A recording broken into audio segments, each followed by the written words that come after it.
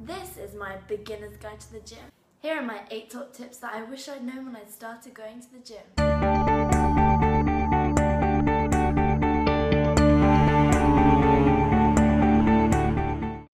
Number 1, go with a plan.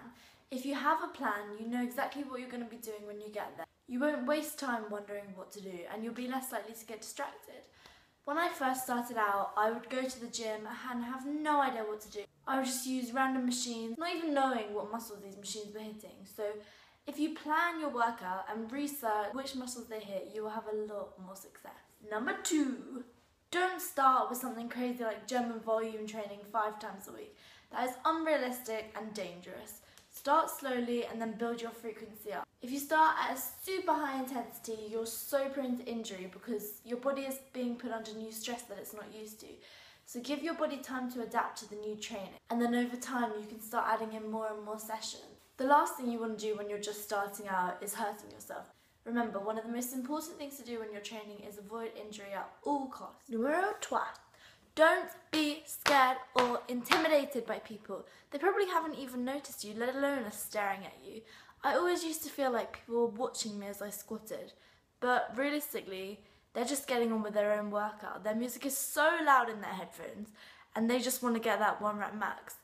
Do not be intimidated by the big men. If you're a girl especially, please don't be intimidated because they probably respect you, let alone are wondering what on earth you're doing there. No, ever since I've started lifting, the only thing that people have said is that they're impressed that I'm lifting weights rather than running on the treadmill for hours on end. And guys too, please don't be intimidated by them because you can get there too if you put in the work, particularly if you have good form when you're in the gym. And this brings me on to my 4th fun fact. Ask for help if you need it. There are so many people in the gym with a wide bank of knowledge, particularly the people that work in there. They're paid to help you. They get so many people a day asking them for help.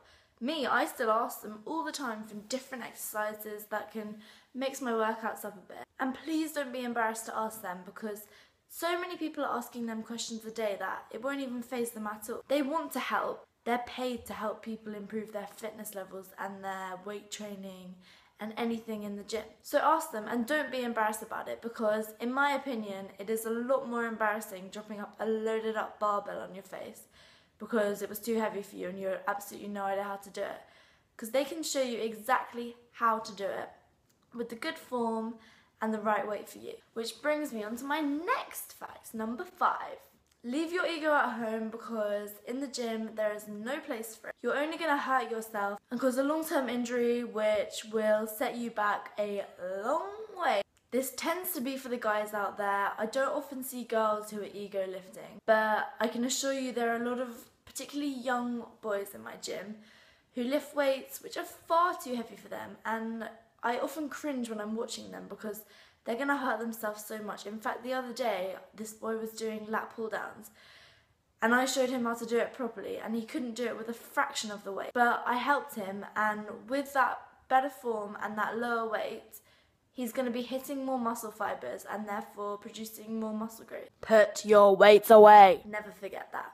And so number 7 is start with compound exercises. For example, the squat, the deadlift, the bench press, the overhead press, because that can build a strong foundation which you can just grow from. Compound movements are so good because they hit so many muscles all at the same time, and you can go heavy on them, which means you can improve your strength. If you have a good squat, that's going to be targeting all of your leg muscles and your posterior chain. Fitness instructors in your gym will be able to show you how to do this with the exact form. But if you need even more help, you could always get a personal trainer for a while, because if your form's slightly out, then you may again risk injury. But if you're doing it with a light enough weight to begin with and good form, you have no need to worry. And my final tip is something that a lot of people often neglect, which is nutrition. Nutrition and training go hand in hand. They both complement one another.